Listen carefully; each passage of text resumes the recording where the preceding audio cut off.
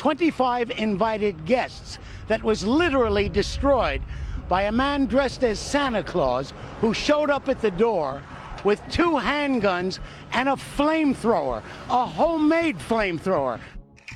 Christmas Eve 2008. The Ortega annual Christmas party was packed with 3 generations of family.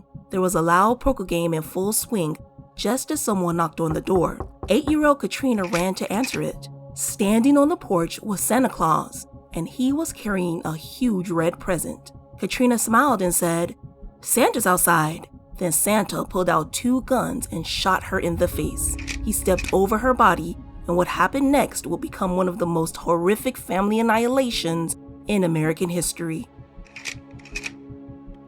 The Ortega family annihilation. The man in the Santa suit was Bruce Jeffrey Pardo, and he wasn't there for Christmas cheer. Bruce pulled out the second of 4 semi-automatic pistols and started firing into the crowd. Party guests desperately tried to hide under furniture while Bruce hunted them down like animals. And if they fell on the ground, he stood over them and shot them execution style at point-blank range. But the shooting wasn't random. He was looking for someone specific. His ex-wife, Sylvia Pardo. Bruce spotted her in the crowd of screaming family, and before she could escape, he stood over her and emptied his gun into her body. In the chaos, Sylvia's younger sister, Letitia, managed to run to the bathroom. She and several other family members jumped out of the window and ran to a neighbor's house to call 911. He's shooting. What's your address? Ma'am, I understand. I need to know your address. My daughter's been shot. She was shot in the face on the side and she's bleeding. I know. I let the officers know. The officers are making sure it's safe for the paramedics to I come need a in. bandage, please. While Letitia was on the phone with dispatch, Bruce went back outside. He grabbed his present from the porch and dragged it into the blood-soaked house. Inside the box was a homemade flamethrower that was made from a rolling air compressor modified to spray high-octane racing fuel. Bruce wanted everyone in that house dead. He doused the walls, the furniture, and the people with 18 gallons of high-octane racing fuel as they screamed in terror. Then something went wrong. The entire house exploded into flames. Police believe there was an open flame somewhere in the house, like a candle or a pilot light. And when the fuel got in contact with the flame, the house exploded. Bruce was caught in the blast. The Santa suit melted into his flesh, leaving him with 3rd-degree burns across both arms and legs. Wounded and panicking, Bruce ripped off what remained of his costume and changed into street clothes. He jumped into his rental RAV4 and fled. Behind him, flames completely consumed the Ortega home. It would take 80 firefighters over an hour to put out the inferno. 9 people died that night. 16 survived, with 3 severely wounded. What do you think his name is, Bruce? His name is Bruce Pardo. Okay, and who is he to you guys? He's my ex-brother-in-law. This wasn't random violence. This was revenge. But this wasn't the first time Bruce Pardo had destroyed a woman's life. When investigators started digging into his past, they found a pattern. Bruce had been ruining lives for 20 years. And Sylvia Ortega wasn't his first victim. She was the one that didn't survive.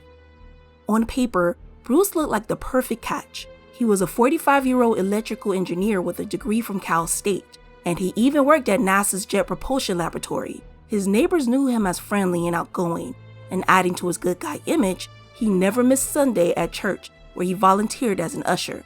But when investigators started digging into Bruce's past, they found something else. A pattern. In 1989, Bruce was engaged to a woman named Delia. For Delia, she was about to spend the rest of her life with the man she loved. So when he said he didn't have enough money for the wedding, she was understanding. The couple decided to open up a joint bank account. With their wedding just weeks away, Bruce never contributed to their wedding fund because he was dead broke. That wasn't a problem for Delia, because Bruce was going to be her husband. So she paid for their wedding and honeymoon to Tahiti with her own savings. On their wedding day, Bruce never showed up. Delia waited for hours with Bruce's mother and brother in her wedding dress. She went home without a husband, and she soon found out that he completely drained their joint account and disappeared. By sheer coincidence, she ran into him a week later in Palm Springs, California. He had spent all of their money and he was dead broke. His lack of concern for his partners didn't stop there.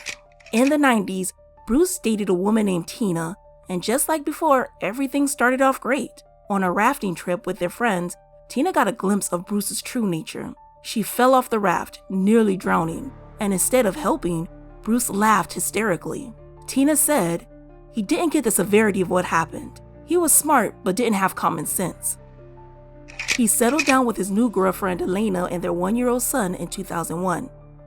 One afternoon, Elena had to run an errand, and by the time she came back, Bruce was frantically screaming with their unconscious child in his arms. Myuu had wandered outside and fallen into their pool while Bruce was watching TV. Myuu survived, but with severe brain damage. Bruce broke up with Elena shortly after finding out how severe Myuu's injuries were, and he never made an attempt to see his son again, though abandoning Myuu didn't stop Bruce from claiming him on his taxes.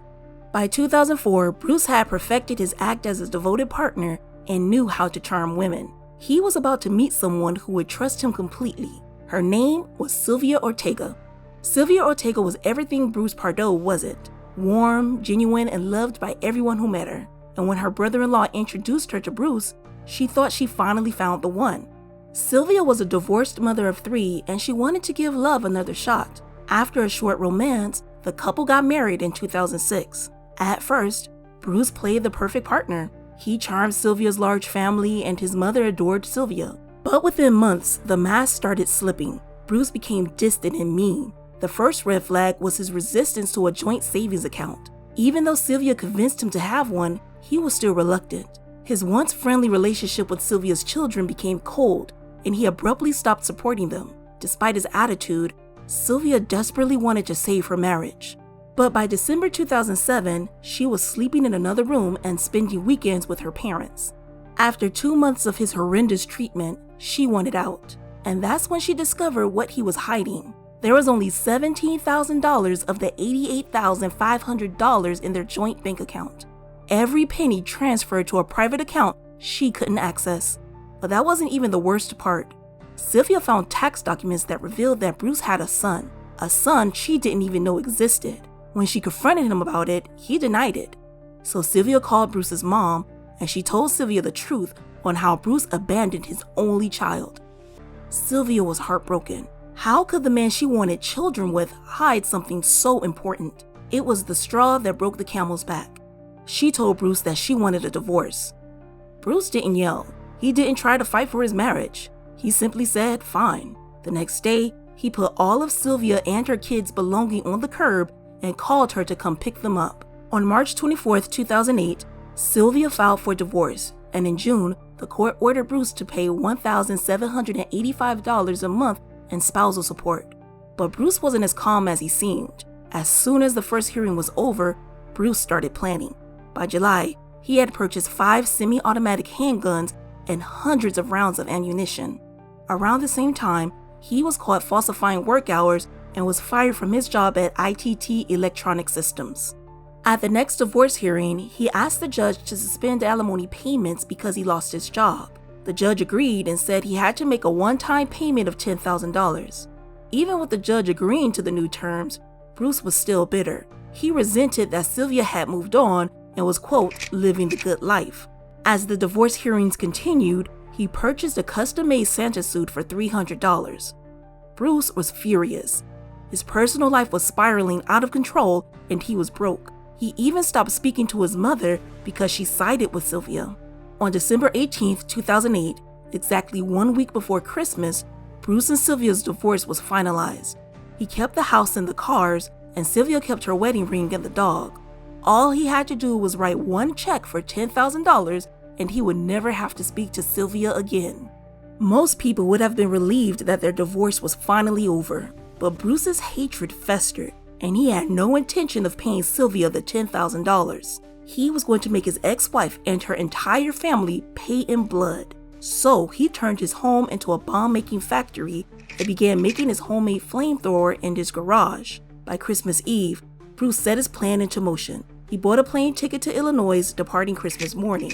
He then rented 2 cars. Once he was done, he withdrew the remaining $17,000 from his bank account. Then he made a murder to-do list. Target number 1, Sylvia Ortega Pardo, his ex-wife. Target number 2, the entire Ortega family. Target number 3, Sylvia's divorce attorney. And target number 4, his own mother. She earned her place on his hit list because she sided with Sylvia during the divorce. In Bruce's mind, this was the ultimate betrayal and he refused to forgive her. Bruce's mother was invited to the Ortega's Christmas party, but on the day of the party, she wasn't feeling well, so she stayed home. And that decision saved her life. On Christmas Eve 2008, Bruce put on his custom-made Santa suit, he loaded his guns and wrapped his homemade flamethrower in wrapping paper. Then he loaded into his car and drove 26 miles from Montrose to Covina, California. He was ready to get his revenge. After his murder plot literally blew up in his face, Bruce drove 40 miles north to Sylmar, California. He was in agonizing pain. His skin was blistered with the Santa costume that melted into his flesh. At 1 a.m., he pulled up to his brother's house. While his brother was away at another Christmas party, Bruce entered through a broken window and stood in the living room. His entire plan had fallen apart, and he had nothing left. Bruce placed the gun in his mouth and pulled the trigger. 2 hours later, Bruce's brother came home and found his body in the middle of his living room. The police arrived shortly after. When they examined Bruce's body, they found $17,000 wrapped around his arms, legs, and stomach with saran wrap in a girdle. They also found his plane ticket. But even in death, Bruce was still dangerous. The authorities found his first rental car near his brother's home, and inside was his Santa jacket laying over the seat. Right before an officer opened the door, he noticed wires underneath the jacket. Bruce had rigged the car so that if anyone moved the costume, a firebomb packed with 200 bullets would explode. Hours later, they found Bruce's second rental car. It was parked 500 feet from Sylvia Ortega's divorce attorney's house. The car was packed with food, water, clothes, and a map to the southwest in Mexico. Police believe that Bruce's plan was to kill Sylvia and her family, drive to her attorney's home, kill him, then switch cars and drive to Mexico. And when that didn't work, he killed himself. 9 people, 3 generations, gone in 15 minutes. Joseph Ortega, 79 years old, patriarch of the family. Alicia Ortega, 70, his wife of 50 years. James Ortega, 52, and his wife Teresa, 51. Charles Ortega, 50, and his wife Sherry, 45. Sylvia Ortega, 43, Bruce's ex-wife. Alicia Ortiz, 46, Sylvia's sister. And Michael Ortiz, 17, Alicia's son.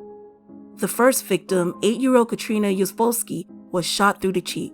The bullet entered below her right eye and exited through her jaw. Her doctors said that she was very lucky. The bullet missed her brainstem by less than an inch. She underwent surgery to remove bullet fragments and reconstruct her face.